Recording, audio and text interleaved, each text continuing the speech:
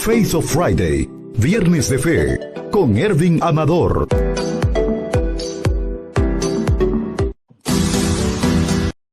Gracias por acompañarnos. En un momento estaremos en vivo.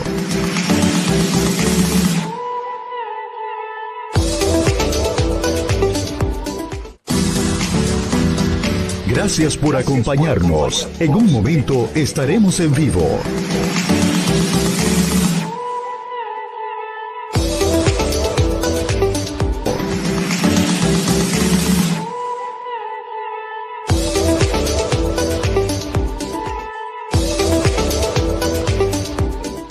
Bendiciones, amado pastor, ¿cómo estás? Bien, gracias a Dios. Bendiciones. Amén. Un gusto estar acá con ustedes y compartir. Amén. Es un placer.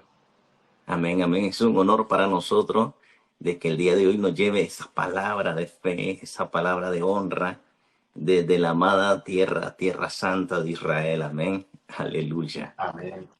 Amado pastor, es un honor de que hoy estamos acá en Las Vegas, Nevada. Tardamos un poquito más, son las 7:08 de la mañana. Allá en Israel son las 5:08 de la tarde. Hay otros lugares que ya son ya es en la noche, otros son en la madrugada, pero aquí estamos. Gloria a Dios. Que Dios les bendiga a todos, amados. Es una bendición y un privilegio estar acá, nuestro hermano Ervin, y en este programa maravilloso, Viernes de Fe. Mi nombre es Álvaro Palacios, soy pastor acá en la ciudad de Jerusalén, Israel. Soy de origen nicaragüense y estoy en esta nación desde hace ya 8 años. Estamos acá sirviendo a nuestro Señor Jesucristo. Y es un privilegio compartir este día de hoy con ustedes. Pero bienvenidos todos. Gracias por acompañarnos. Gracias por conectarse acá. Creemos que hoy será de mucha bendición y cosas maravillosas que quiero compartirles sobre la palabra de Dios y sobre Tierra Santa. Amén. Bien, saludos hasta Nicaragua, hasta Las Vegas, Nevada, hasta Texas, muchos lugares donde nos están viendo, Colombia, Latinoamérica, Argentina, y donde en cualquier país del mundo y continente donde haya una persona que entienda español y que nos esté escuchando, que Dios le bendiga grandemente. Desde Jerusalén, amados hermanos, quiero compartirles esta palabra que el Señor me ha dado y me ha hecho reflexionar durante estos últimos tiempos o estos últimos días de vida que el Señor me ha dado. Y vamos a orar para iniciar. Amén. Te damos gracias, Señor Jesús. Bendecimos tu nombre, Dios amado. Gracias por este privilegio, por este honor de llevar tu palabra y de compartir este mensaje. Bendice, Señor, la vida de cada hermano, de cada persona, Señor, que nos está viendo y nos escucha. Bendice, Señor, a través de esta palabra. En el nombre poderoso de Jesús de Nazaret. Amén. Y amén. Presentamos los últimos días de Jesús en Jerusalén. Hoy en Viernes de Fe. Bien, acá en la nación de Israel, aparte de ser un ministro del Señor, normalmente en estos países hay que trabajar, y yo trabajo con una compañía y agencia de turismo, de excursiones, de peregrinación en la tierra. Y en estos días estoy cursando en un colegio de acá de Jerusalén que se llama Moriah, estudios sobre arqueología bíblica.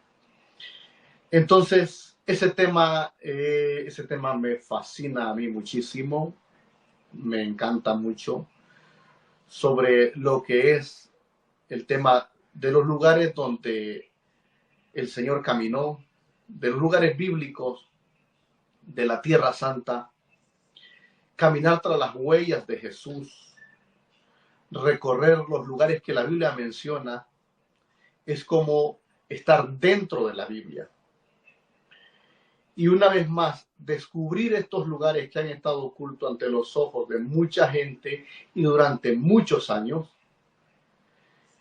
Esto no hace que compruebe lo que la Biblia dice, sino que contextualiza lo que ya está escrito en la Biblia. Porque lo que está escrito en la palabra del Señor no necesita ser comprobado. Sin embargo, la ciencia busca la forma y la manera cómo evidenciar esos sitios, lugares, hechos que ocurrieron, y se hace a través de la arqueología. Entonces eso es un aporte que la ciencia da hacia lo que es las escrituras, pero bien por ustedes y por todos nosotros que hemos creído por fe. Muchos no necesitarían comprobarles, contextualizarles, mostrarles evidencia, porque ya creemos.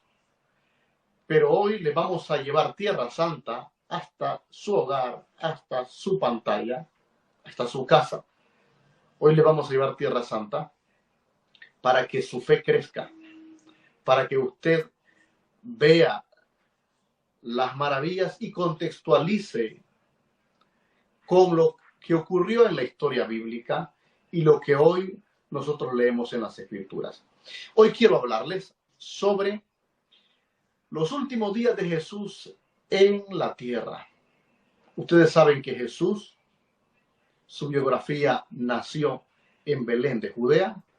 Yo vivo en una calle cerca que se llama Der Bethlehem, que es la calle que va de Jerusalén a Belén. Yo vivo en el sur de Jerusalén. Estoy entre Jerusalén y Belén. Si quiero ir al centro de Jerusalén, más o menos me llevo unos 10 minutos. Y si quiero ir al centro de Belén, más o menos me llevo unos 15 minutos. Entonces, hoy en día, las dos ciudades casi están unidas. Solo las divide la muralla. La muralla fronteriza las divide de una calle con otra. Porque actualmente la ciudad se ha extendido. Entonces, hoy quiero hablarles de ese Señor Jesús que nació hace 2000 años aproximadamente, aquí cerca donde yo vivo, acá al sur.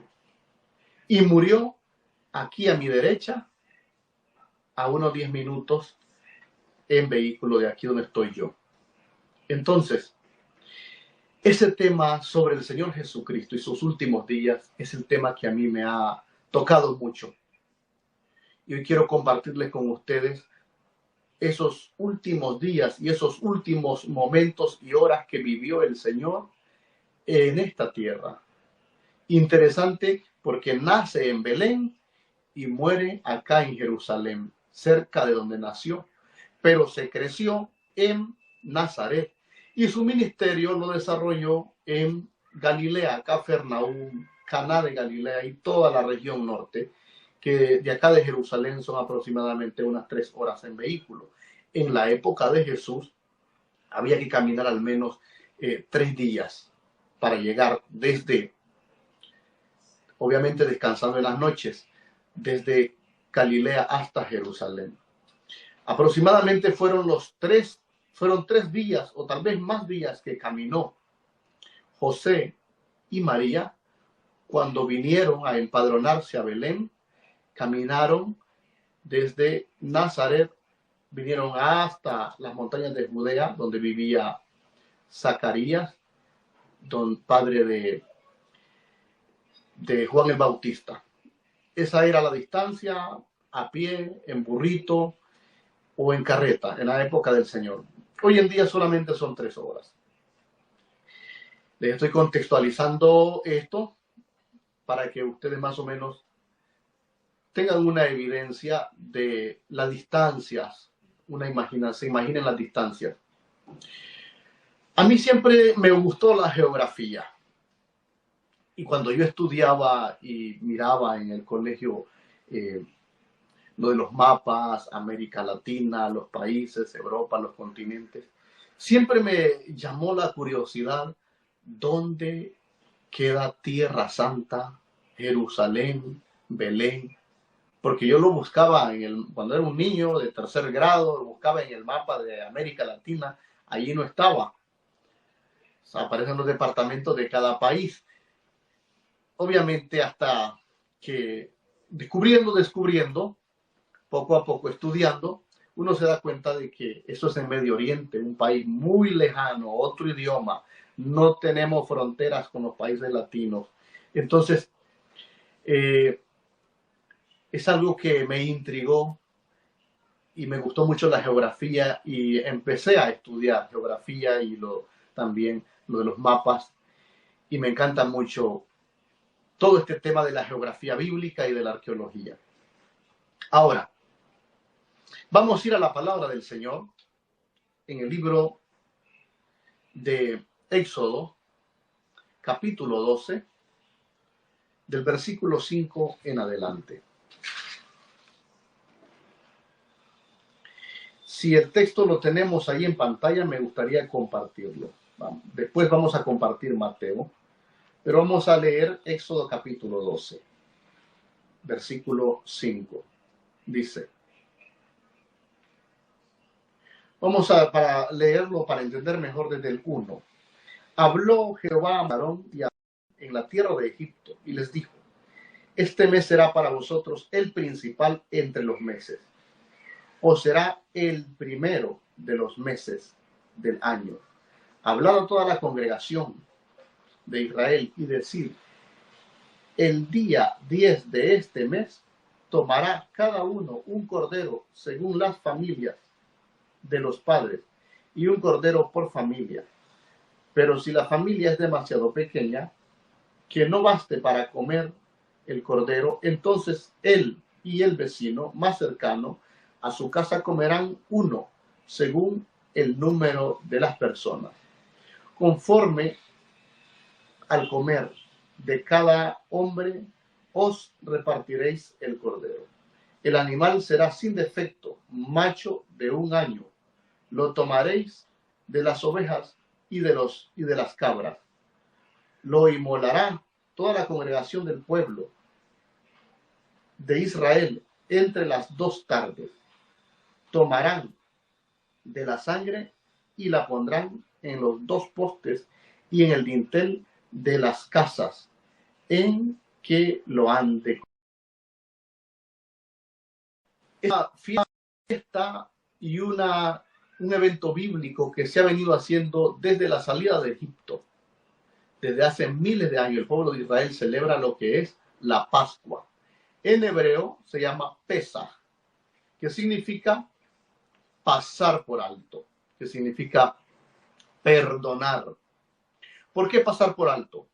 Porque el juicio de Dios sobre Egipto era que Dios, la última plaga era que Dios iba a matar a todos los primogénitos que hubiesen en Egipto para castigar a Faraón y a todos los egipcios. Pero si las familias de Israel, los israelitas que estaban esclavos en Egipto, mataban ese cordero tal como lo menciona la Biblia, su sangre la ponían en las entradas, es decir, en las vigas, en los postes de la casa. Entonces, cuando pasara el ángel de la muerte, no iba a entrar a esa casa para matar el primogénito. Eso significa pasar por alto. Cuando el ángel de la muerte veía la sangre, no entraba a esa casa. Entonces, eso es Pascua. El día 10 del mes que la Biblia menciona, entonces tomaba ese cordero y se sacrificaba. Había que comerlo entre toda la familia y esa misma noche tenía que ser comido todo el cordero. No dejar nada para el día siguiente. Ahora, para esa fecha misma fue cuando Jesús, después de más o menos 2000 años, Jesús se presenta acá en Jerusalén con los discípulos en un lugar llamado aposento alto llamado cenáculo. Si tenemos una foto del aposento alto, del cenáculo, que hasta el día de hoy existe, la reconstrucción del cenáculo fue en la época de los bizantinos. Estamos hablando más o menos del año, entre el año 1600, pero desde el año 400 ya existía un sitio, perdón, el año 400 es la época de los bizantinos y fue reconstruido después por los otomanos en el año 1600. Si tenemos la imagen, me gustaría que compartiéramos la imagen que tenemos de fondo. Hay otras fotos sobre este lugar también. Es un lugar amplio. Ahí apenas es la mitad de lo que era el aposento alto. Cabían aproximadamente unas 400 a 500 personas. Hoy en día solo está la mitad, que aproximadamente pueden caber 200. La otra parte. Bajo de ese lugar está la tumba del rey David y hay una sinagoga abajo o un santuario de adoración y de oración de los judíos, que abajo de este sitio está la tumba del rey David. Entonces, todos esos arcos que ven ustedes de esa construcción, esos son desde la época otomana. Estamos hablando de año 1600. Ahora, lo que ven, lo del piso y las bases de esa casa, de esa estructura que es de 2 pisos, y hay un tercer más arriba de ello, ese es el piso, el lugar donde se celebró la cena del Señor. Esta cena que Jesús se celebró allí fue una cena de preparación. No fue exactamente la cena de la Pascua, porque si ven, allí no estaba el cordero. En esa cena que Jesús celebra, solo tenían vino y tenían pan. Los elementos que menciona la Biblia son esos. Ahora, los elementos de la Pascua son hierbas amargas, es un cordero, vino, 4 copas de vino, que representa la liberación, las 4 promesas que Dios le hace al pueblo de Israel cuando los saca de Egipto. Pero en ese lugar el Señor con sus discípulos lo que hizo fue una cena de preparación. En esa cena Él habló muchas cosas, confortó a sus discípulos. En ese lugar el Señor dijo, uno de vosotros me va a entregar. En ese mismo lugar el Señor le dijo a Judas, lo que tienes que hacer, hazlo ya. De ahí se levantó Judas y se fue. Todos los que estaban allí pensaron que Judas iba a comprar el cordero, porque el cordero todavía no había sido comprado. Todos pensaron que Judas se levanta de allí para ir a comprar el cordero. Judas no fue a comprar el cordero, Judas fue a vender el cordero por 30 monedas de plata. Judas se va y llega donde los principales sacerdotes del judaísmo y les dice, ha llegado el momento. Yo les voy a mostrar quién es Jesús. La señal va a ser que lo voy a saludar y le voy a dar un beso. Me pagan 30 monedas de plata y ustedes lo prenden, lo agarran. Judas estaba traicionando prácticamente a Jesús. Muchos dicen que Judas creía que Yeshua instalara el reino ya en ese tiempo, el reino de Israel lo restaurara. Al ver que el mensaje del Señor fue un mensaje de paz y de salvación y habló del reino de los cielos y no habló del reino de la tierra, muchos de los que esperaban en Jesús un Mesías que se sentara en el trono para reinar, se sintieron decepcionados. Y uno de ellos pudo haber sido Judas, y ese habrá sido un buen motivo para que Judas traicionara y vendiera a Jesús. O al menos le presionara, para cuando se hubiese sentido presionado por soldados romanos y por soldados del templo, entonces él inmediatamente se defendiera y empezar a él a decir quién era él y a instalar el reino. Entonces, como Judas, usado por Satanás, obviamente, trata de presionar a Jesús, de venderlo, lo traiciona. Y como no resulta eso en lo que Judas y muchos esperaban de Jesús, Judas termina arrepentido, ahorcándose, suicidándose prácticamente. Bien, ahí fue donde el Señor tuvo la cena. Dice que cantaron un himno y después se fueron para el Monte de los Olivos.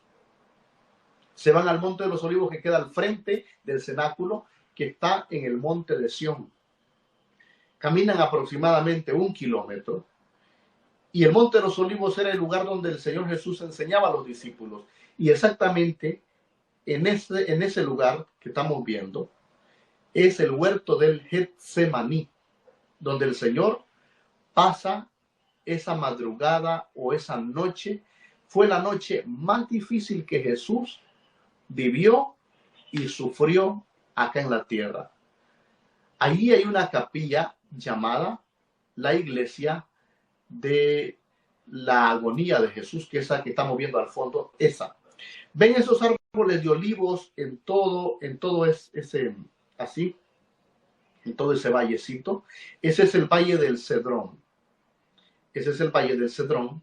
Y allá es donde se ve aquellos árboles de pino y la iglesia, ese es el Getsemaní.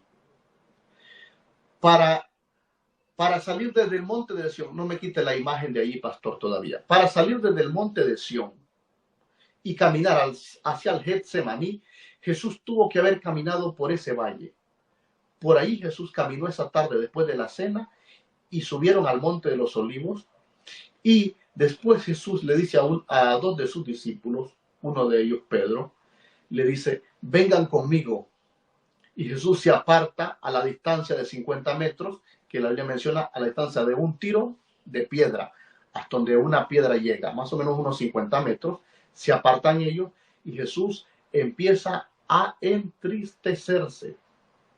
Esto se llama la agonía de Jesús, la noche más triste y más oscura. Y Jesús dice esas palabras en el libro de Lucas 22:42. Padre, si quieres, pasa de mí esta copa, pero no se haga mi voluntad, sino la tuya. O pudieran decir, Jesús tenía miedo a la muerte, a los clavos, al sacrificio, al vituperio, al dolor. No, él ya estaba preparado psicológicamente. Él había preparado a sus discípulos también. El Hijo, tiempo mucho atrás, ya les había estado diciendo a ellos, y en esa noche antes les dice a ellos, el Hijo del Hombre va a ser entregado en manos de pecadores. El Hijo del Hombre va a ser sacrificado, pero resucitaré al tercer día. Eso ya se lo había dicho Jesús a ellos en muchas ocasiones. Él ya estaba preparado. Solo una cosa pasaba por el corazón y la mente del Señor Jesús. ¿Y saben cuál era? La separación que causa el pecado entre su Hijo, el Padre, y entre el Hijo. Recuerden que Jesús tenía que ser ese macho cabrillo, ese cordero de la expiación, que tenía que cargar todos los pecados de la humanidad, de todos nosotros. Hacerse maldición, ponerse en nuestro lugar. Es tal como que si usted, una persona limpio su expediente, que no ha cometido ningún crimen, ninguna falta, una persona con una sana conducta, una persona moral y éticamente sana. Sé que no hay seres humanos perfectos en la tierra, pero pongamos como ejemplo una persona casi perfecta, intachable. Ahora, que le toque ir a juicio y presentarse como un criminal, presentarse como alguien malo, el más terrible, y morir como un criminal, siendo intachable, siendo puro, tomar la culpa de otra persona y decir, bueno, tú no vayas a la muerte, al paderón, yo voy a ir por ti. Pero en el mundo espiritual, en cierta manera, hay una culpabilidad. El pecado carga, el pecado agobia. Y hablando del mundo espiritual, en el ámbito divino y de la santidad, el pecado te separa de Dios. Prácticamente, Jesús sintió esa separación, porque no existe otra explicación para decirlo, lo que Jesús dijo en la cruz: Elí, Elí, lama sabactani, Padre mío, ¿por qué me has desamparado? Amén. Recuerden que Jesús está cargando todos los pecados de la humanidad, se ha hecho maldición, ha cargado toda esa maldad. Y en el momento dice que el Padre del cielo ve a su Hijo así, él apartó su rostro, no le vio. Entonces, el Señor Jesús se siente desamparado. Es la misma sensación que causa el pecado y cuando la persona que está apartada de los caminos de Dios siente una separación de Dios, siente que Dios no está con él, se siente abandonado, se siente desesperado, se siente desamparado por Dios y por todo, y grita: me siento solo, me siento desamparado, me siento alejado, me siento sin esperanza. Eso es lo que causa el pecado. Así estábamos todos nosotros. Y si le fallamos a Dios, así nos vamos a sentir. Pero no es que Dios te desampare, es la división, la separación que causa el pecado. A eso es lo que a Jesús, eso es lo que el Señor Jesús temía.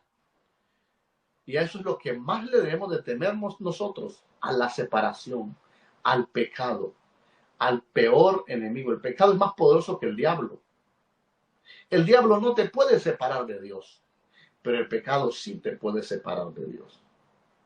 Ahora, es cuando le damos lugar a la carne y cuando le damos lugar en nuestro corazón y en nuestra mente a las cosas malas, a la naturaleza caída humana, entonces, y fallamos, entonces es cuando viene esa separación.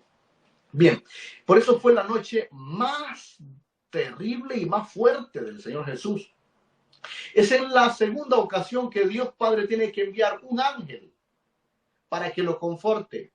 La primera vez que envió un ángel fue cuando estuvo 40 días y 40 noches en el desierto haciendo el ayuno y el diablo le tentó.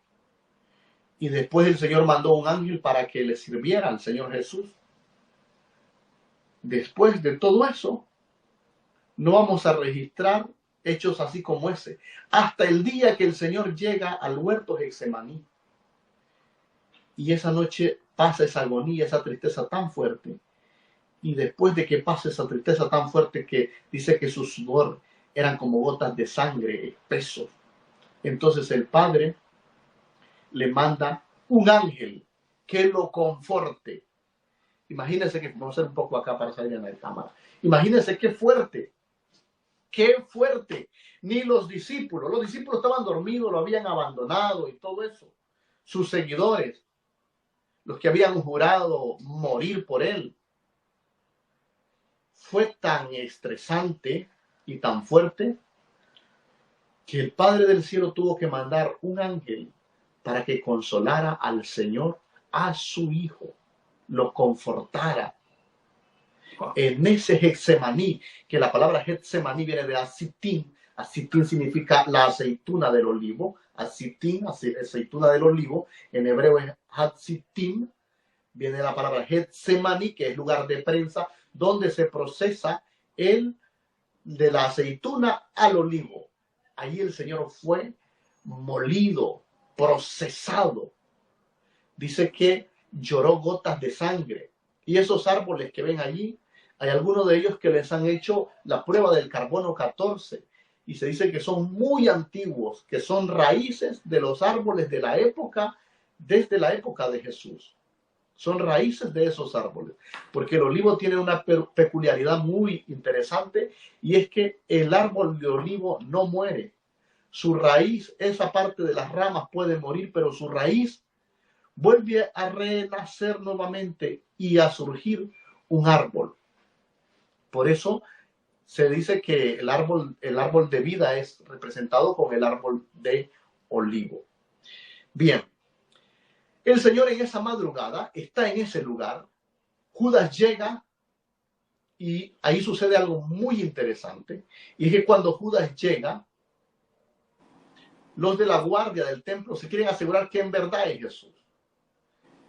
Los evangelios cuentan, entre ellos cuentan relatos. Uno omite algún relato y otro sí cuenta, explica. Uno de los evangelios menciona de que el Señor, que le preguntan los de la guardia, después que Judas lo ha besado, y le dice Judas, este es, pero ellos quieren asegurarlo, es de madrugada, quieren asegurarse, es de madrugada, no pueden ver bien su rostro, quién es, y le preguntan, Atá Yeshua, en hebreo, en español, ¿tú eres Jesús?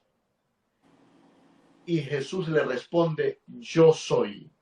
Y dice, ¡pum!, cayeron a tierra. Se levantan de nuevo.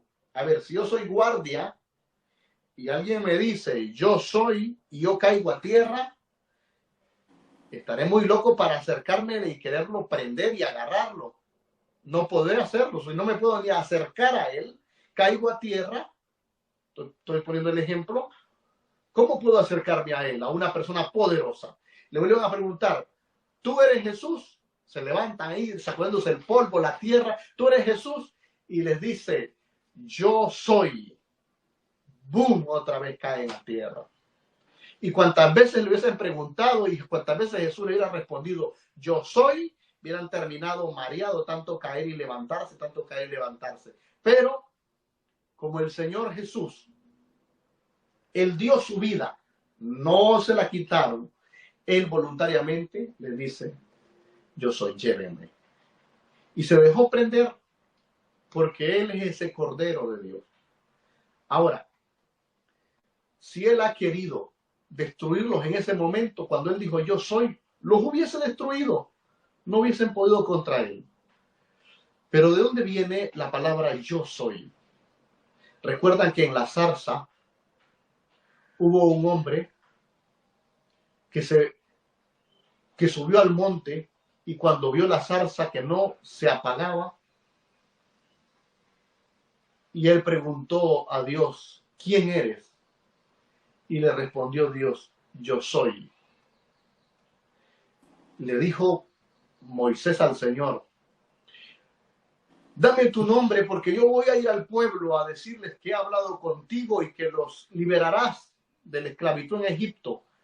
¿Cuál es tu nombre para decirles quién me mandó? Y él les dijo, dile, yo soy, me ha enviado. Wow. Yo soy el que soy. En ese Getsemaní, Jesús le dijo a los de la guardia del templo, a ver, ¿quiénes eran los de la guardia del templo? Eran religiosos, conocían las escrituras, era gente que trabajaba, eran levitas, eran los guardianes, los que custodiaban el templo, los que conocían de la ley del judaísmo, los que conocían el Antiguo Testamento, conocían rituales bíblicos, sacrificios, conocían la palabra. Yo soy el que soy. Entonces, toman a Jesús y lo llevan hacia la ciudad de Jerusalén, directo a la casa de Anás y Caifás. Yo quiero que el pastor, por favor, póngame la puerta de las ovejas. La puerta esa, ahí. Por esa puerta entraron a Jesús. Esa foto es mucho más antigua. Ahora la puerta está pavimentada, está más bonito, pero la puerta es esa. Una puerta que apunta hacia el oriente, hacia el Monte de los Olivos, hacia la ciudad de Belén. Escuchen lo que les voy a compartir. Todavía no me quite la puerta, por favor, pastor. Escuchen lo que les voy a compartir. En Belén de Judea, eran campos. Belén significa lugar del pan, casa del pan. la casa Amén. del pan. Pero donde hay pan, hay trigo. Donde hay trigo, hay pasto, hay agricultura. Y donde hay agricultura, hay ganado. En Belén recuerdan a David. David era pastor de ovejas en esa región de Belén. Antes de David, había otro tatarabuelo de David llamado Booz, y recuerdan de Ruth. Amén. Ellos tenían terrenos allí que se heredaron a familia, y los mismos terrenos que fueron de sus padres y sus abuelos fueron los mismos terrenos que heredó el rey David, o David cuando era un niño, Isaí, su padre, y eran los mismos lugares donde David cuando niño pastoreaba. Se dice que de Belén salían los mejores corderos para el sacrificio, fuertes, hermosos, lindos, blancos, puros, la mejor raza, los mejores corderos. Ahora, la proximidad que apenas hay desde esa puerta hacia Belén, estamos hablando más o menos de 5 kilómetros. Entonces, es tan cerca que una persona que venía desde Galilea, 200, 300 kilómetros desde el norte o desde el sur, prefería mejor pasar por Belén, 5 kilómetros antes, comprar el cordero en Belén y entrarlo por esa puerta y llevarlo a sacrificar al templo. Entonces, los corderitos también se encargaban desde pequeños a los levitas que eran, recuerdan ustedes los pastores que estaban en el campo de ovejas. Habían pastores levitas, pastores que eran de la línea de Leví, sacerdotes, cantores del templo, gente que trabajaba para el templo, que ellos eran los encargados en criar corderos para el sacrificio. Porque el cordero para el sacrificio debía de ser puro, sin mancha, no contaminado, no ciego, tenía que ser perfecto, un macho cabrío perfecto. Entonces, los pastores de ovejas levitas criaban corderos para el sacrificio. No se iban a fiar de cualquier persona que vendiera un cordero, y cualquier comerciante ahí, cualquier comerciante maluquero. Ellos criaban, cultivaban, cuidaban de sus rebaños para el sacrificio en el templo. Igual que las palomitas, igual que todas estas cosas. Entonces, para entrar a Jerusalén y venías 3 veces al año a una fiesta para sacrificar un cordero, mejor se compraba, se vendía en Galilea y se compraba en Belén, y ahí es donde se entraba el cordero. ¿Para qué? ¿Por qué se llama la puerta de las ovejas? ¿Por qué? Les voy a dar la explicación por qué. Porque a unos 20 metros, entrando ya a esa puerta, está el estanque de Betesda. Y en el estanque de Betesda, al lado, que está próximo al norte del templo, estaban los estanques. En ese estanque se purificaba la persona que llegaba a Jerusalén para el templo, hacía un ritual, se zambullía 7 veces, hasta el día de hoy los judíos practican, se llama tefilá, y allí esa imagen ilustra cuando el ángel, recuerdan el ángel que bajaba y tocaba las aguas se movían, y entonces, ¿qué pasaba? El que entraba primero era sano, era curado. Ahí Jesús está hablando con el paralítico. En ese mismo estanque de Betesda habían 2 grandes recipientes, 2 grandes estanques. Uno era para el bautismo de la purificación de los hombres, y el otro era para la purificación de los corderos. Entonces, entraban a las ovejas y a los corderos para llegar a ese estanque y lavarlos y examinarlos. ¿Qué pasaba ahí? Ahí purificaban a los corderos, y los levitas hacían una oración por ese cordero, y después de esa oración decían: ese cordero es perfecto, está apto para ser sacrificado en el templo. Esto no se les olvide, esta palabra. Este cordero es perfecto y apto para ser sacrificado en el templo, porque esa palabra en un momento vamos a hablar. que tiene que ver mucho con Jesús. ¿Qué pasa? Que a Jesús lo entran por esa puerta, pero lo llevan a una prisión donde Anás y Caifás. Ahí se burlan de él, allí Pedro traiciona al Señor en ese lugar, y luego es llevado donde Poncio Pilato. Poncio Pilato se da cuenta de que Jesús es de la región de Galilea, y dice, Herodes es también de esa región, entonces voy a dar la jurisdicción para que Herodes se encargue de juzgarlo. Y como Herodes es el rey de los judíos, que Herodes lo juzgue. Y Pilato lo manda donde Herodes. Y llegan más o menos 1 kilómetro de distancia y lo llevan donde Herodes. Herodes le hace preguntas, se alegra cuando ve a Jesús, le pide que haga milagros, que haga maravillas, quiere ver una demostración de parte de Jesús.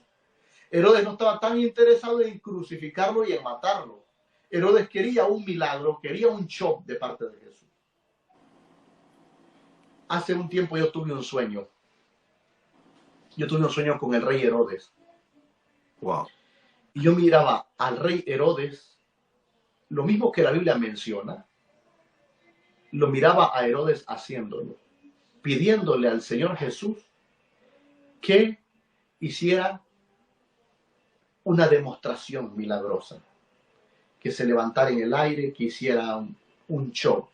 ¿Por qué? Porque los políticos estaban acostumbrados en aquella época, en la época romana mayormente, al espectáculo, al show, al traer payasos, al traer gente de circo, gente que les hiciera divertirse, asombrarse, un truco de magia. Y para sus propios fines, yo por eso en este tiempo y en este mundo actual que vivimos, yo estoy en contra de la política. La mayoría de los políticos usan a Dios nada más con fines como esos, para sacar un provecho. Usan las iglesias, la Biblia, usan el nombre de Dios para burlarse. Lo mismo que Herodes hizo. Quería un show, quería aplausos, quería votos, quería congraciarse con los seguidores de Jesús. La Biblia menciona que Herodes se maravilló, se sorprendió. Dice, hace mucho tiempo yo quería verte. Textualmente lo dice Herodes. Hace mucho tiempo yo quería verte. Wow. Es lo mismo que dicen muchos políticos. Yo escuché un político que no voy a mencionar su nombre. Dice, si yo no fuera presidente, yo fuera pastor, dice. Para congraciarse con el mundo cristiano de ese país, con el mundo evangélico de ese país. Porque yo, dice, amo a Cristo y yo anduviera por las calles, así como ustedes los pastores, hablando de Cristo. Si alguno ha visto el video de ese impresentable, sabrán quién es. Y los políticos van a ver que siempre están usando la iglesia, el nombre de Cristo y todo para su propio beneficio. Bien. Y yo tuve ese sueño que miraba a Herodes, como que se repitió en mí una película y yo soñé, yo me desperté, ni pensé en Herodes ni nada. Yo dije, qué tremendo soñando con Herodes y diciéndole a Jesús que hiciera el show ese. Bien. Y después yo entendí de qué significaba el sueño. Dios me mandó a predicar a una iglesia, donde un pastor que estaba metido en política. Y yo sin saber y sin conocer al pastor, yo conté el sueño. Yo dije, anoche yo soñé con Herodes. Yo iba a predicar de otra cosa, les dije a ellos. Pero hoy en este culto voy a predicar de un sueño que tuve. Wow. Soñé con Herodes. Y Herodes estaba pidiéndole a Jesús un show. Yo hablé, un creyente no debe meterse en política. Que tiene madera para gobernar, es verdad. Espérense para el milenio. Gobernaremos y reinaremos con Cristo 1000 años. Yo de eso hablé en la iglesia. Cuando terminé el culto me dijeron, hermano, lo que pasa es que el pastor está en política. Ay, Dios mío. Bien. Y eso va para todos los pastores y los siervos de Dios que no han sido llamados para militar en las cosas de este mundo. Usted va a preguntar, pero por causa de eso, porque nosotros hemos dejado de influir en la política, por eso la política y el Estado está lleno de gente malandra, que están poniendo leyes aquí, leyes que van contra la Biblia. Déjenlos, déjenlos. Amén. Eso ya está escrito también. Jesús lo dijo. Déjelo. Usted sirva al Señor. Usted ya tiene un reino.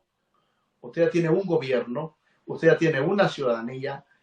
Que Nicaragua está terrible, que Honduras, que el otro país. Déjelos, déjelos. Usted ya no es de allí. Somos de la patria celestial. Gloria a Dios. Bien. ¿Qué pasa? ¿Qué pasa con el Señor Jesús? Que ustedes han escuchado ese dicho que dicen de Pilato a Herodes y de Herodes a Pilato. Esa madrugada así lo andaban a Jesús, del rey Herodes a Pilato y de Pilato a Herodes. Al final, Herodes, viendo que no adelantaba, vamos a ir para ir adelantando también, Pilato viendo que no adelantaba la situación con Jesús, lo encarcela en una prisión. Vamos a leer Mateo 27 y vamos a ver la prisión. Vamos a ver la prisión original. Escuche bien, original. Esa prisión no está abierta para el público. Hay días especiales que se abren. Está a cargo de los cristianos ortodoxos de Jerusalén y está prohibido hacer videos y fotos sí se puede hacer, pero hacer como videos y documental está prohibido. Y justo está en un sitio arqueológico al lado del palacio de Pilatos, donde Pilato juzgaba. Vamos a ver las fotos mientras buscamos el texto de Mateo 27. Ahí, esa que estamos viendo ahí. La flecha que apunta hacia abajo menciona que abajo, bajando aquellas gradas, cruzando esas rejas de hierro, está la tumba de Barrabás. Perdón, no la tumba, la prisión donde estuvo Barrabás. ¿Saben que Barrabás estuvo? Ahí en la entrada y luego hay una prisión de un piso 2, luego hay una prisión de un tercer piso para abajo, -3. Wow. Y es un hoyo donde pueden caber 2 hombres nada más, 2 personas pueden caber allí y pueden estar en cluquillas o pueden estar de pie. Es oscuro. Más allá abajo es oscuro. No se ve. Y puede entrar nada más con una antorcha. Esta es para yendo a la prisión de Jesús, que le estaba la flecha a la izquierda. Pero quiero hablar de la prisión de donde estuvo, ahí, más abajo, donde estuvo Barrabás. ¿Qué pasa con Barrabás? Barrabás estuvo allí porque Barrabás fue homicida, ladrón, denunciado por mucha gente y estaba ahí prisionero. Pero Barrabás estaba en un lugar, en unas condiciones terribles, porque allí no hay baño. Allí la persona orina y hace sus necesidades, defeca, allí mismo donde están parados. Wow.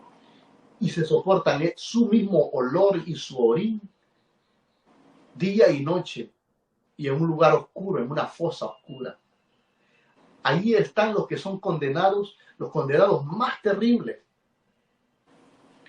Yo cuando visito, porque he visitado como en 5 ocasiones ese lugar, cuando yo voy allí, yo me recuerdo lo que la Biblia dice, que el ser humano, estando en pecados, en delitos y pecados y en lodo cenagoso. El lodo cenagoso, ese es el lodo que producen las heces y el orín, hediondo. Y el asunto es que el lodo cenagoso del pecado lo produce la naturaleza caída del hombre. El cuerpo humano y el corazón humano producen la condición de la caída pecaminosa, que se llama lodo cenagoso en la Biblia. Pero nadie más que Barrabás vivió el verdadero lodo cenagoso que produce el cuerpo. Es una similitud. Ahí estaba en esas condiciones Barrabás. A Barrabás no le dijeron ese día, Barrabás, te traemos una buena noticia. Barrabás, hemos pagado un buen abogado No fue esa la noticia que le dijeron a Barrabás. Barrabás, una buena noticia, vas a recibir 3 platos de comida por día. No fue esa la noticia de Barrabás. Barrabás, te vamos a poner una antorcha de luz para que al menos puedas ver y espantarte las moscas un poco. No fue esa tampoco la noticia de Barrabás. Vean allí la foto. Gracias. Yo estaba por pedirle esa foto. Donde yo tengo las manos así, a ver, ahora están las manos aquí, así, en la parte de la pared hay hoyos donde se ponían las cadenas y ahí se amarraban. En esa condición se sentaba, esa es la segunda celda, la de Barrabás es un hoyo. Esa es la segunda celda donde estaban presos. Ahí más o menos habían unos 20 presos. Pero los que estaban sufriendo más eran los que estaban allá abajo, en la tercera celda de abajo. A Barrabás, ese día no le dijeron, Barrabás, una buena noticia, vamos a permitir que tu familia venga a verte. No. Barrabás ahí recibe la mejor noticia de su vida, la mejor noticia de cualquier condenado a muerte que pueda recibir. Alguien va a morir en tu lugar. ¿Recuerdan el Getsemaní? Que Jesús sentía esa agonía. ¿Recuerdan que les puse el ejemplo de un criminal, de un malhechor? Amén. Pues Jesús en el Getsemaní vio a Barrabás. Jesús en el Getsemaní te vio a ti. Amén. Pensó en ti. Y dijo, si no lo hago por él, si no lo hago por Erwin, por Álvaro, por Juan, por Carlos, por Marta, María, nos vio a todos en ese Getsemaní. Jesús vio a cada ser humano en la condición de Barrabás, en ese lodo cenagoso. Amén. Y él tomó la decisión y dijo, voy a morir por ellos.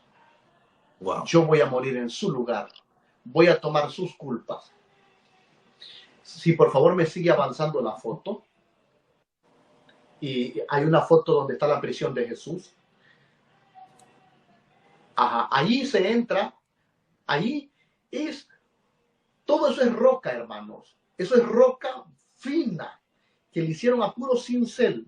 Y ahí se entra agachado así, que poco entra luz. Ustedes ven iluminado porque ahora tenemos luz eléctrica y hay allá bujillas con luz eléctrica. Mateo, capítulo 27, versículo 24. Viendo Pilato que nada adelantaba, sino que se hacía más alboroto, tomó agua y se levantó las manos delante del pueblo diciendo, inocente soy yo de la sangre de este justo. Allá pues vosotros. El 25. Y respondiendo todo el pueblo dijo, su sangre sea sobre nosotros y sobre nuestros hijos. Desde el versículo 20 dice, pero los principales sacerdotes y los ancianos persuadieron a la multitud que pidiera a Barrabás y que diera muerte a Jesús. Respondiendo el gobernador les dijo, ¿a cuál de los dos queréis que os suelte? Y ellos dijeron, a Barrabás. Pilato les preguntó, ¿qué pues haré de Jesús llamado el Cristo? Todos le dijeron, sea crucificado. El gobernador les dijo, pues qué mal ha hecho. Pero ellos gritaban aún más fuerte diciendo, sea crucificado. Y Pilato dice, soy inocente de la sangre de este justo. Vean, esa imagen que ven allí, les voy a explicar qué cosa es eso. Eso es un calabozo, donde el preso, el rehén, se sienta allí y sus piernas las mete allí. Wow. Y allí queda sentado tal como está en la imagen. ¿Ven ahí en la imagen? Y le ponen cadena abajo. Les voy a explicar por qué ese tipo de cárcel. Ese tipo de cárcel era cárceles para gente de alto nivel. políticos, gente especial, porque cuando, ustedes saben, cuando meten preso a un político no lo meten junto allá en el chipote con todos los malandros. Lo llevan, a algunos políticos le dan casa por cárcel, que se la pasan bien. A otros son exiliados en otro país y viven una vida perfecta, de lujo. Entonces, en el palacio de Pilato tenían celdas para prisioneros especiales. Wow. Para prisioneros, ¿qué prisioneros eran estos? Eran prisioneros que eran acusados injustamente, eran prisioneros importantes que tenían muchos seguidores o mucha gente que podía levantarse y pelear por ellos. Entonces a Jesús había que tratarlo con cuidado ante los políticos, porque Jesús tenía miles de seguidores. Jesús era una persona muy importante. Aparte de eso, no se le había comprobado ninguno de los delitos por cual le acusaban. Entonces le llevaron a la cárcel especial. Lo meten ahí, es tan especial, pero tan segura, que con los pies encadenados y las piernas metidas en esos hoyos, difícil que cualquier persona se salga de allí. Ahora, habían de madera y habían de piedra, como ese que está hasta el día de hoy. Según la iglesia, la tradición o la historia de la iglesia cristiana ortodoxa de Jerusalén, dicen que ahí estuvo Jesús. Ven, ahí fue donde metían las piernas. Y las manos, a ver, eran atadas en la pared donde habían agujeros para también amarrarle con cadenas. Así como en la foto que ven allá. Solo que aquella, la parte, a ver si, creo que tenía una foto más amplia sobre este lugar. Ese lugar, bueno, no, esta no. Bien. Ahora, ¿recuerdan que les dije que íbamos a hablar de una palabra perfecto para el sacrificio? Levíticos capítulo 16, versículo 8 en adelante, dice la palabra del Señor, y echará suertes Aarón sobre los dos machos cabrillos, una suerte por Jehová y otra por Azazel. Y hará traer Aarón el macho cabrío sobre el cual cayere la suerte por Jehová, y lo ofrecerá en expiación, que es Kippur, Yom Kippur, el día del perdón. Mas el macho cabrío sobre el cual cayere la suerte por Azazel, lo presentará vivo delante de Jehová para hacer la reconciliación sobre él y enviarlo a Azazel al desierto. Que el macho cabrío que se sacrificaba debía de ser perfecto. En Éxodo 12, del 5 en adelante, también menciona que debía de ser sin defecto, perfecto. Ajá, tengan esa imagen allí. Esa imagen es en el campo de los pastores, donde vivió David, el rey David. Allí es un lugar grande, donde hay muchos hallazgos arqueológicos, casas destruidas, ruinas, y ese es un cordero de Belén. Allí estoy en Belén, y ese es un corderito. Uno cuando llega y visita el campo de los pastores, las cuevas de los pastores donde apacentaban las ovejas, donde el rey David anduvo, el campo de Booz, de Ruth, hay unos niños con ovejas allí y uno le da un dinerito y se toma la foto con una oveja. Ese es un corderito pequeño, un corderito pequeño. Entonces, debía de ser perfecto. Fueron las mismas palabras que dijo Pilato. Dijo, ¿qué falta ha hecho él? Él es justo, él es perfecto, no ha hecho falta ninguna. Eran las mismas palabras que se decía de un cordero para ser sacrificado en el templo. Perfecto, justo para el sacrificio. Wow. Y Pilato dijo, él es justo. Ahora, ¿qué se hacía con un cordero como ese? en el sacrificio en el Antiguo Testamento era para perdón de pecado, en el Yom Kippur, para perdón de pecado de la nación, del pueblo. Su sangre era derramada para, en vista de el pueblo, era la sangre del cordero.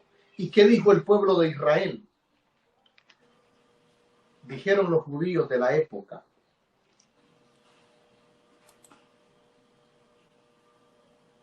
en el libro de Mateo 27,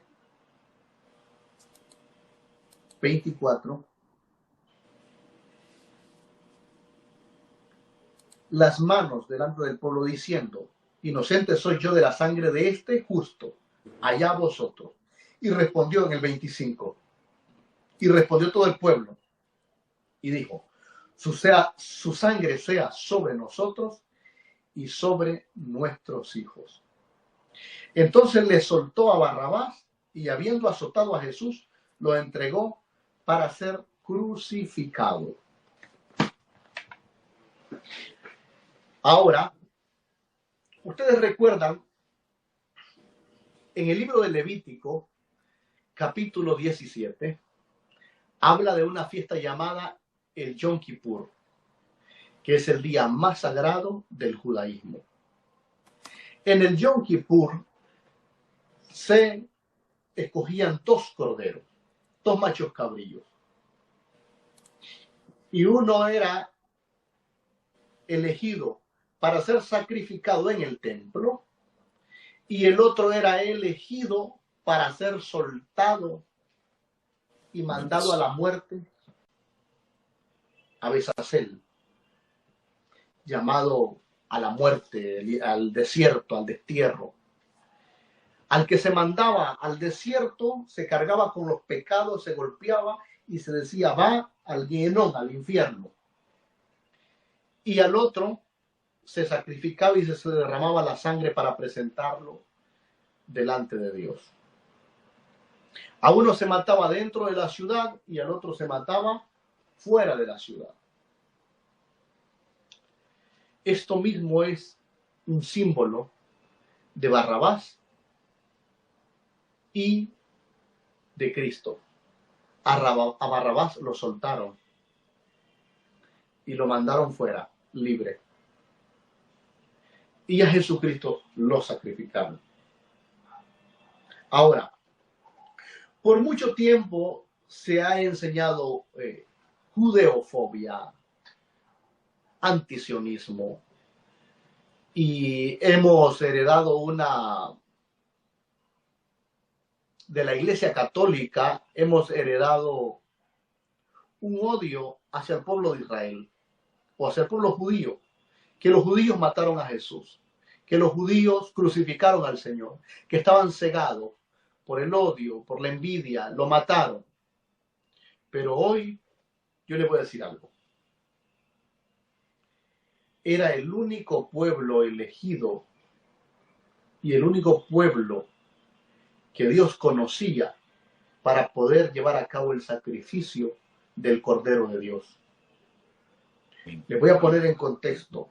En la época, hace 2024 años, allá al otro lado del mundo, América Latina, China, el Perú, todo en esos países, México, Centroamérica, estaban los mayas en Centroamérica, los incas y los aztecas en México, los pieles rojas allá en Colorado, en Las Vegas, en el desierto, allá en la región Utah, Canadá, toda esa parte del oeste, en Estados Unidos del oeste. Y en el sur teníamos los incas, los mapuche, no sé qué otras tribus más allí. Muchas tribus eran salvajes. En África teníamos los caníbales en esa época. Se devoraban a los seres humanos.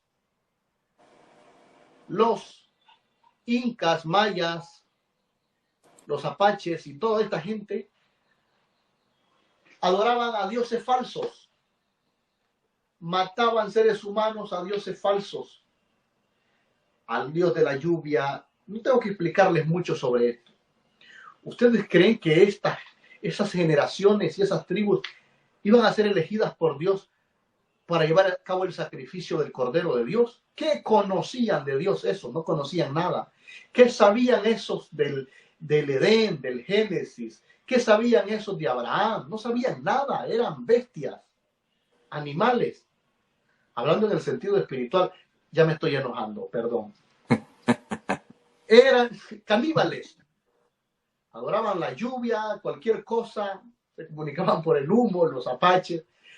No tengo que ponerlos tanto en contexto. Dios no iba a elegir a los mayas y a los incas para que su hijo fuera a derramar su sangre y morir, aunque sí murió por todos ellos y por todos nosotros, pero había un pueblo llamado como elegido. ¿Por qué los eligió? Para esto los eligió.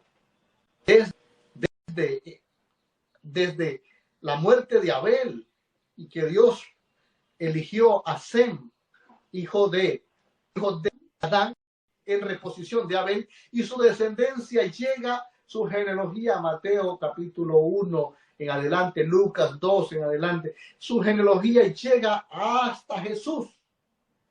Es la sangre real que pasa por el rey David, viene desde Adán, pasa por Noé, pasa por el rey David,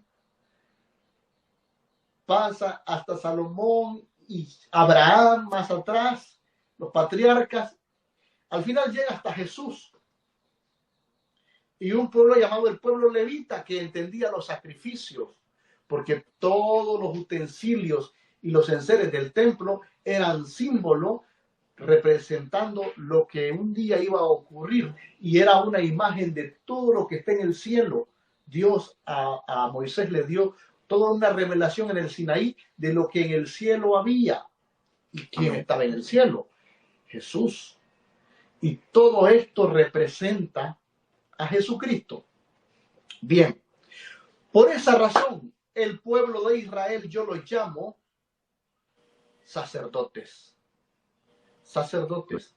Son los sacerdotes, los judíos fueron los sacerdotes de la humanidad entera, que hicieron el sacrificio perfecto. Obviamente es verdad que estaban cegados, no sabían, pero hicieron el sacrificio, fueron elegidos por Dios para eso. Amén. Entonces, para mí, eso es causa de honra. Yo veo un judío acá en Jerusalén y yo no lo veo, mataste a Jesús, tú eres el malo. No, porque si Jesús hubiese llegado donde los mayas y donde los incas, también lo hubiesen matado. Quizás hasta una muerte, no sé, diferente, cruel. Aunque la muerte del Señor fue muy cruel, pero el propósito fue poderoso y divino. Amén. Barrabás sabía lo que muchos de los judíos no sabían. Y vamos a leer en Juan capítulo 11, versículo 45, sobre el complot para matar a Jesús. Dice la palabra de Dios: entonces muchos de los judíos que habían venido para acompañar a María y vieron lo que hizo Jesús, creyeron en él. Pero algunos de ellos fueron a los fariseos y le dijeron lo que Jesús había hecho. Entonces los principales sacerdotes y fariseos reunieron el concilio y dijeron: ¿qué haremos? Porque este hombre hace muchas señales. Si le dejamos así, todos creerán en él, y vendrán los romanos y destruirán nuestro lugar santo y nuestra nación. Entonces Caifás, uno de ellos, sumo sacerdote aquel año, les dijo, escuchen lo que les dijo Caifás: vosotros no sabéis nada, ni pensáis que nos conviene que un hombre muera por el pueblo y que toda la nación perezca. Esto no lo dijo por sí mismo, sino que, como era el sumo sacerdote aquel año, profetizó que Jesús había de morir por la nación, y no solamente por la nación, sino también para congregar en uno a los hijos de Dios que estaban dispersos. Así que desde aquel día acordaron matarle. Las Escrituras dicen que Caifás profetizó. Y entonces, de esta manera se cumple todo lo de la profecía que debería de venir el Salvador y debería de morir en nuestro lugar y salvarnos. Por lo tanto, hoy, más que nunca, en estos últimos tiempos que vivimos, cuando veamos al pueblo judío, digamos, gracias a Dios por la ceguera de ellos en aquel tiempo, que sacrificaron al Cordero de Dios, porque si eso no hubiese pasado, usted y yo no seríamos salvos, no conociéramos al Señor. El rechazo de ellos causó que ahora el reino de los cielos se extendiera y llegara hasta nosotros, y nosotros le conozcamos a Él. Bien, Jesús empieza a cargar esa cruz y empieza ese camino de la vía dolorosa. Tengo unas imágenes que quiero compartir sobre el lugar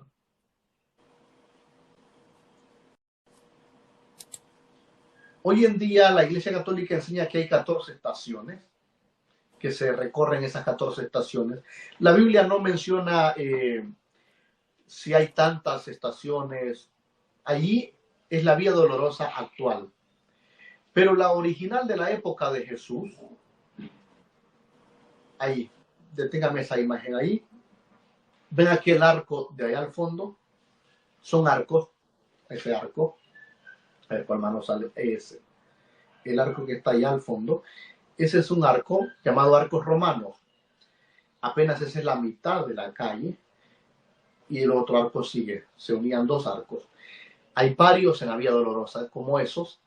Y esa calle que vienen estas personas cargando esta cruz, que son peregrinos católicos, es la vía dolorosa actual, pero la original, las piedras donde Jesús caminó, están 10 metros abajo de allí. Cuando uno entra a esas iglesias que están acá al lado, a ver, acá, a los lados, porque hay lleno de iglesias a ambos lados de las calles, hay unas tiendas también, uno tiene que bajar esas gradas, y abajo en las gradas uno puede ver la calle original que está debajo de esa. Por favor, pastor, adelánteme otra foto, donde hay un cuadro de cerámica. Esa es. Esa está debajo. Arriba, lo que hay arriba son construcciones y una calle. Pero ahí estamos ya 10 metros abajo de la calle que les mostré que iban los peregrinos católicos con la cruz. Ahí ven que si logran apreciar la piedra de abajo tiene un grabado como unas líneas así, como un lavandero de lavar ropa, de aquellos lavanderos. Entonces, eso era para que cuando llovía, para que la piedra como es una piedra resbaladiza, bien fina, bien lisa, entonces le hacían ese grabado para que no, ese relieve para no caerse. Ahí pasaban carros romanos, caballos romanos. Esa es la original vía dolorosa. Ahí pasaba la gente y ahí pasó Jesús cargando la cruz en ese lugar. En ese lugar es donde se dice que Poncio Pilato les dice: he aquí, ahí está el hombre, he aquí ese hombre. Le llaman el nombre de Omus. A ese sitio exactamente se le llama el Omus en griego, porque dijo Pilato: he aquí, ahí está el hombre. A partir de allí Jesús empieza a cargar la cruz. y camina en esa dirección hasta llegar al monte Gólgota. En el monte Gólgota, siempre los que han visto la película han visto que es crucificado allá arriba, en la montaña, en la parte de arriba. Hay un estudio bíblico contextualizado en el jardín de la tumba y se nos enseña que Jesús no fue crucificado arriba de la montaña del Gólgota. Fue crucificado al pie del paderón del Gólgota, que hay una calavera grande, una calavera grandísima de piedra. Creo que el Monte Calvario no se lo envié. Pero ustedes escriben en Google Monte Calvario y ahí le va a aparecer la calavera o la calavera del Monte Calvario. Entonces, en el estudio bíblico que se da al pie del monte Gólgota, es donde a Jesús lo crucifican. ¿Por qué allí? Porque es una plaza y es el camino, una ruta hacia Damasco, Siria, una ruta internacional, podemos decirlo. Una ruta donde pasa mucha gente. Y Roma siempre iba a exponer a los justiciados en una plaza o junto al camino, y no hasta allá arriba en la cima de la montaña. Se requería de ser demasiado curioso o chismoso, discúlpenme la palabra, de subir hasta arriba la montaña y subir 10 minutos, 20 minutos, yo no sé cuánto tiempo, subir hasta arriba cansado y ver quién es el que está haciendo, a quién se crucificó. Más bien, en la época romana, la crucifixión era como un show, un espectáculo. Y en la época romana habían diferentes tipos de cruz y diferentes métodos de condenar a muerte a los justiciados. Una de las más conocidas es la cruz de Mas, conocida tradicionalmente la cruz de Cristo. También fue muy popular el madero, un palo vertical en donde se colgaba al condenado y moría de esa manera. También había cruz en forma de X, cruz con la cabeza hacia abajo, en el caso del apóstol Pedro, y habían otras formas de torturas y posiciones sobre la cruz. Podían poner una tabla como arandela para que los clavos no se salieran de las manos en caso a los justiciados que perforaban su mano. Otros les era puesto los clavos en la muñeca de las manos, otros en el brazo para sostenerse mejor, que cuando el que moría y pasaba ya días no quedara completamente descolgado de la cruz, sino que de alguna manera amarraban los brazos, el cuerpo, para que cuando los chacales y los animales, los cuervos, comieran su cuerpo colgado ahí en la cruz, no cayera el esqueleto y todos los huesos, porque es que era un show que presentaban a todo aquel que pasaba por allí. Entonces, debido a estos diferentes métodos de crucifixión que existían en la época, algunas comunidades cristianas o creyentes, inclusive algunas sectas, como la de los Testigos de Jehová, ellos afirman que Jesús murió en el madero. También algunos grupos mesiánicos y otros grupos de cristianos evangélicos, no todos en general, mencionan o afirman decir y creer que Jesús muere en un madero vertical. ¿Por qué? Por las siguientes razones. Existen 4 textos en el Nuevo Testamento que mencionan que Jesús fue colgado en el madero, y uno de ellos es Gálatas 3:13. Cristo nos rescató de la maldición de la ley, haciéndose maldición por causa nuestra, porque la Escritura dice: maldito todo aquel el que muere colgado en un madero. Ahora, este texto está en Deuteronomio 21, 22 y 23, donde en el Antiguo Testamento aquel que cometía un pecado capital y había que darle muerte, era colgado en un madero por un día, más en la noche era quitado del madero porque era maldición delante de los ojos de Dios que alguien fuese colgado en el madero. Vamos a leer Deuteronomio 21, 23. Dice, no dejarás que su cuerpo pase la noche sobre el madero. Sin falta lo enterrarás el mismo día, porque maldito por Dios es el colgado, y no contaminarás tu tierra que Jehová tu Dios te da por heredad. Pero encontramos en el Nuevo Testamento más de 27 textos donde se menciona que Jesús fue crucificado y no exactamente dice que fue un madero o un palo vertical. Tenemos algunos textos en la Biblia y algunas evidencias.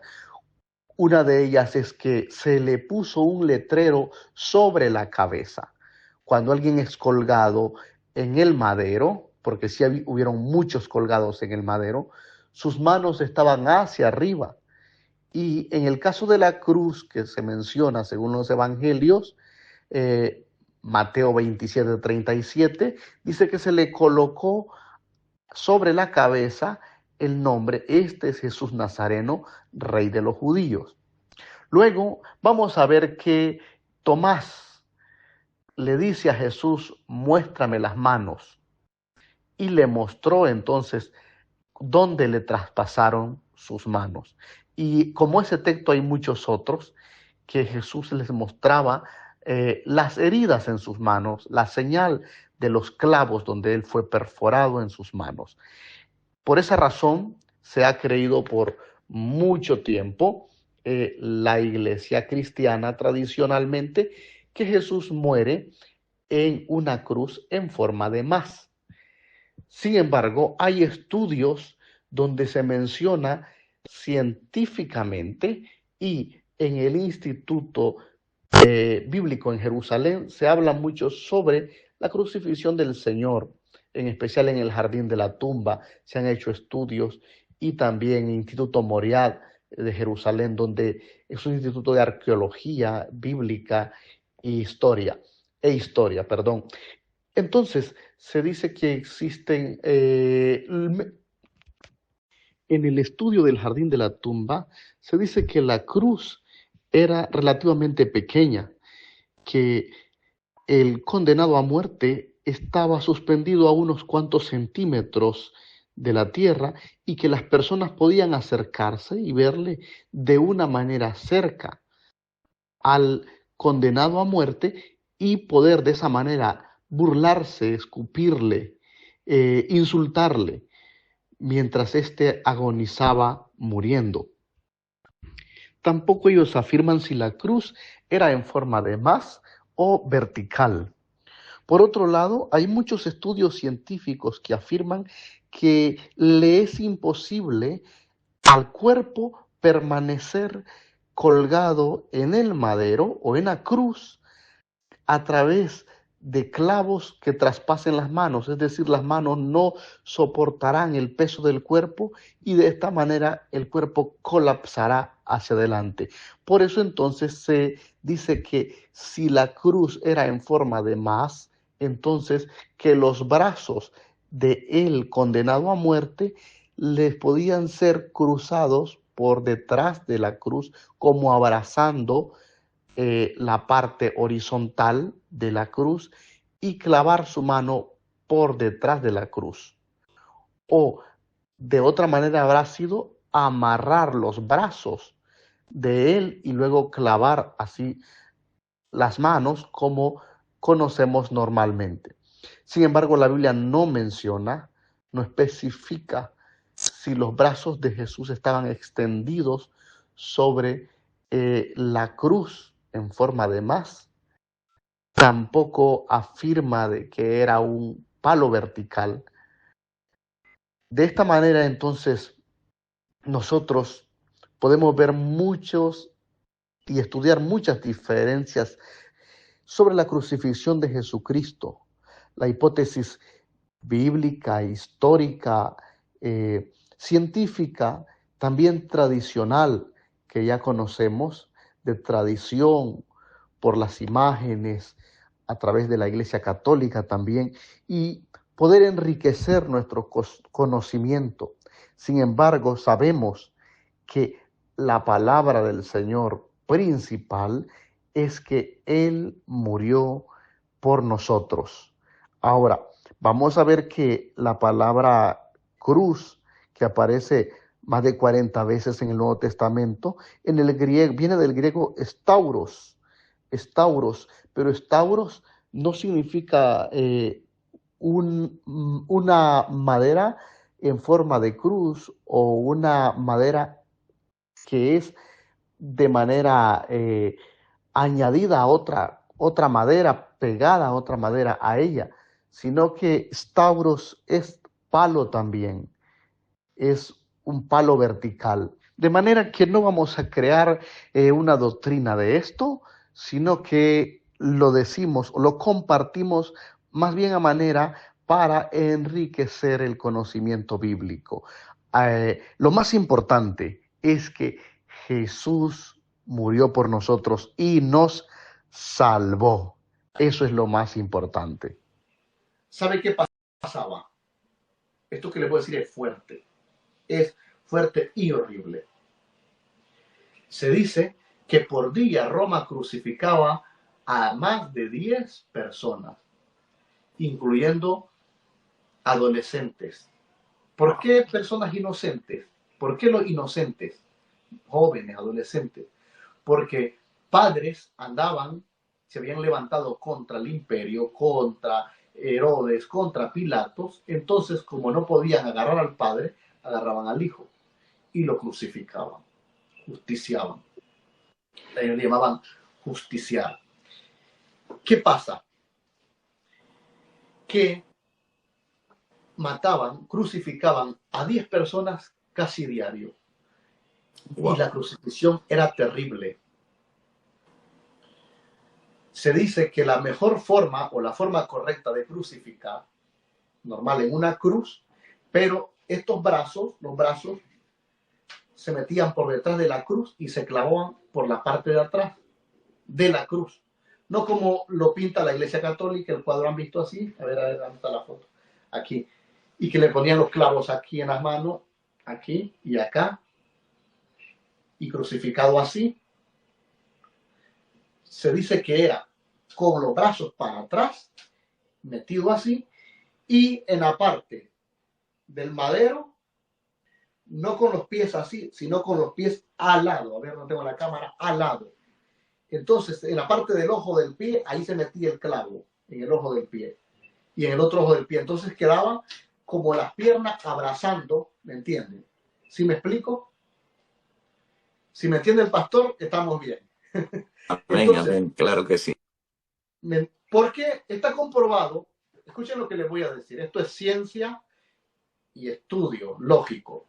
Está comprobado que un clavo acá en las manos sosteniendo el peso del cuerpo no puede, se rompe la mano acá, se abre la mano, el tejido, y el cuerpo se cae. La única forma para que los clavos en las manos sostengan el cuerpo es meterlo, como mancornarlo, es una palabra muy nicaragüense, y que él abrace hacia atrás el poste y lo clavan por detrás. Y luego los pies. A ver, que los romanos no iban a estar buscando una maderita para que aquí pongan los pies y como aparece en la cruz católica. Han visto que en la cruz, en la parte de abajo donde ponen los pies, hay una maderita y que van a estar haciendo la medida a todo.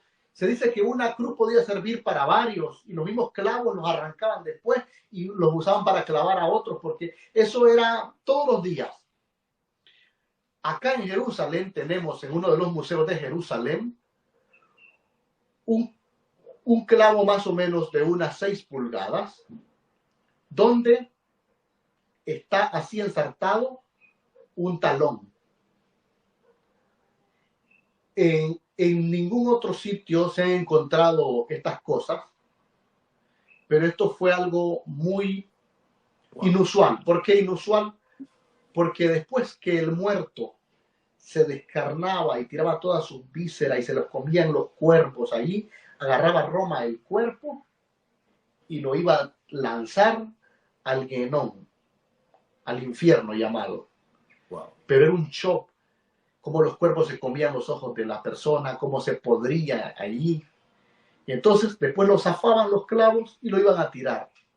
Era propiedad de Roma ese cuerpo. Por eso José de Arimatea pide el cuerpo de Jesús con una carta legal y Roma le concede a José de Arimatea el derecho de tomar el cuerpo de Jesús y llevarlo a su tumba familiar para que allí sea sepultado como una persona digna. Porque no iba a ser sepultado dignamente por Roma.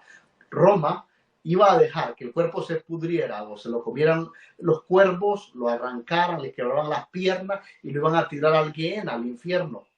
Así se llama un valle que hay abajo, el valle de la basura, de la Guiena, del infierno, donde tiraban a todos los cuerpos y donde era un lugar muy horrible, tenebroso, que hasta el día de hoy existe. Wow. Anoche, justamente anoche, yo llevé a dos pastores, al pastor Iván de Argentina y al pastor Andrés de la ciudad de Matagalpa, Nicaragua, que anda por acá. Le digo, pastor, lo voy a llevar al infierno hoy. Y lo llevé en el carro, estuvimos en el infierno, estuvimos en el Monte Sión, vimos el Monte de la Maldad, y al salir me dice, gracias pastor por haberme traído al infierno. Y le digo yo, primera persona que me agradece por traerlo al infierno. Gehenna se llama el valle, que significa Guinón, infierno. Era allí donde tiraban a todos los cuerpos de los muertos y la basura de la ciudad. Los incendiaban, habían chacales, cuervos, animales, eso era terrible. Bien. Entonces, José de Arimatea pide el cuerpo del Señor, pero recuerden que entra la fiesta de Pascua y dicen, no podemos dejar el cuerpo colgado, hay que zafarlo antes, porque es maldición que en una fiesta judía haya un cuerpo de un judío colgado en la cruz, colgado allí, hay que sacarlo de allí. Entonces lo desclavan, lo sacan de allí. José de Arimatea pide el cuerpo y ahora vamos a ver dónde José de Arimatea lleva a Jesús. Ahí. Esa era la tumba familiar de ese huerto. Era un jardín donde habían olivos y mayormente era un huerto de una viña donde habían uvas. Y ahí se procesaba el vino. Ahora, ven la flecha, no me quite la foto, por favor, mantengamos ahí. ¿Ven la flecha roja? Esa es una fisura que ocurrió en un terremoto de hace 2000 y algo de años. Y en la parte de arriba también hay otra fisura grande del terremoto. ¿Qué se dice? ¿Cuándo fue ese terremoto? Fue la noche o la tarde en que Jesús muere. Y dice, consumado es. La tierra y la ciudad de Jerusalén tembló. Se oscureció a las 3 de la tarde. Se oscureció y tembló. El templo, el lugar santo y el lugar santísimo se estremeció y el velo se rasgó. Y esta tumba ya estaba hecha para la época. Porque dicen los arqueólogos y los estudiosos de terremotos que fue grande, que fue de más de 7 escalas, nivel 7, un terremoto muy fuerte, que estremeció esa roca tan poderosa, tan fuerte. Jesús estaba a unos 200 metros de allí, y ahí ven ustedes esa fisura, esa raya, esa quebradura que tiene esa roca, que rompe, y ven allí donde está el círculo, que hay una piedra que fue restaurada después, fue cerrada después. Eso es más reciente, la piedra que se puso ahí, esos bloques. Pero ven que hacia el lado izquierdo de la puerta ya no continúa la fisura. No continúa. ¿Qué significa? Que la tumba ya estaba hecha antes. Porque si la tumba no hubiese sido hecha antes, toda la roca se hubiera partido hasta el otro lado. Se hubiera partido hasta el otro lado. Pero ven que solo llega hasta donde está la parte del círculo donde fue restaurado. Al otro lado está intacta la roca, no continúa. Entonces, se dice que esa es de la época de Jesús y que allí era el jardín de la tumba y que ese fue el lugar donde fue puesto el Señor. ¿Por qué? Porque 100 años después de la resurrección de Cristo, los primeros creyentes se reunían y oraban frente a ese lugar. También cuando se descubre ese lugar, miren, así fue. ¿Ven la fisura? ¿Ven la fisura en la parte de donde les mostraba la flecha? Ahora, esa era la piedra que se ponía y se rodaba la piedra y luego se ponía los custodiadores y esas cuerdas con un sello romano. El que intentara romper esa cuerda, su vida era el segundo o el siguiente a ser sacrificado. Y ese es un sello romano. Con esa brea caliente se sellaba. ¡Pum! Se ponía el sello romano y entonces nadie podía romper eso. ¿Saben quién lo rompió? Jesucristo cuando resucitó. Amén. La tumba tembló, se estremeció, la piedra fue removida y el Señor resucitó.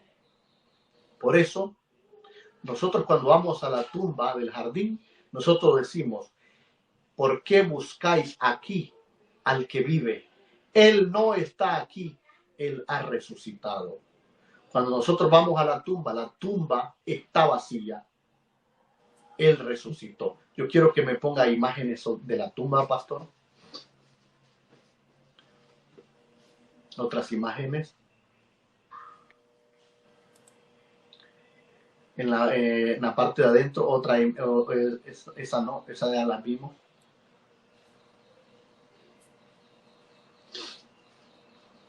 Entonces, el Señor Jesucristo pasó en Jerusalén. Hay otras que están dentro de la tumba donde hay quiero mostrarles donde hay una cruz. Donde hay una cruz que dice Alfa y Omega que fue encontrada cuando descubren ese lugar. Entonces se dan cuenta de que ese sitio fue un sitio importante.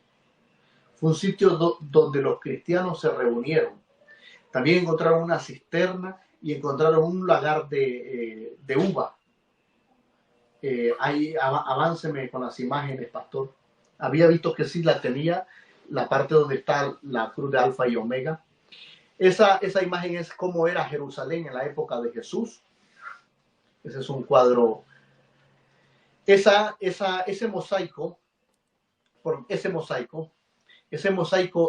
tiene el nombre de Yeshua y hay una inscripción, es más grande la inscripción y dice, recuerda el bien del procurador Yeshua, el testigo y el procurador que, hasta ahí está cortado el mosaico, fue encontrado en una sinagoga de la época del primer siglo, de la época de Jesús prácticamente, posterior un poco, y en esa sinagoga fue encontrada esas letras en una ciudad que se llamaba Susia.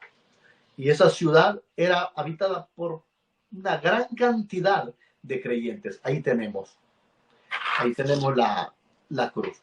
Esa cruz fue encontrada, fue hallada, borrosa, así, y la han remarcado para que no se borre nunca. Con mucha delicadeza es vuelta a hacer. Y lo que está en la parte de arriba es Alfa y Omega, principio y fin. Aleluya. Afuera de ese sitio, los cristianos de la iglesia primitiva hacían oraciones. Hay otra imagen donde los arqueólogos y los excavadores ven que hay una anormalidad en una de las tumbas. Recuerdan que son tumbas labradas en pura roca fina y que cuando una persona daba a hacer un rico como José de Arimatea, daba a hacer su tumba, le hacían su medida. Le medían tantos pies, tantos centímetros y sacaban medida para no hacerla más grande ni hacerla más pequeña. Si sigue buscando en las imágenes, vamos a ver la parte esta.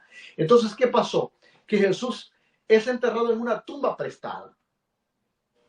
Y en el momento hay que excavarle un poco más para que puedan alcanzar los pies de Jesús. Porque eso significa que él estuvo, o es que esa tumba fue prestada para una persona que no estaba hecho a la medida de esa persona. Esa es una evidencia muy fuerte, muy grande, que se hace una tumba con la medida de la persona y luego le prestan a otro muerto la tumba. Entonces hay que hacer una excavación más. Esa tumba tiene una pequeña excavación más para que quepan, alcancen los pies de Jesús allí. Bueno, se la había enviado, a ver si sigue buscando en las otras imágenes.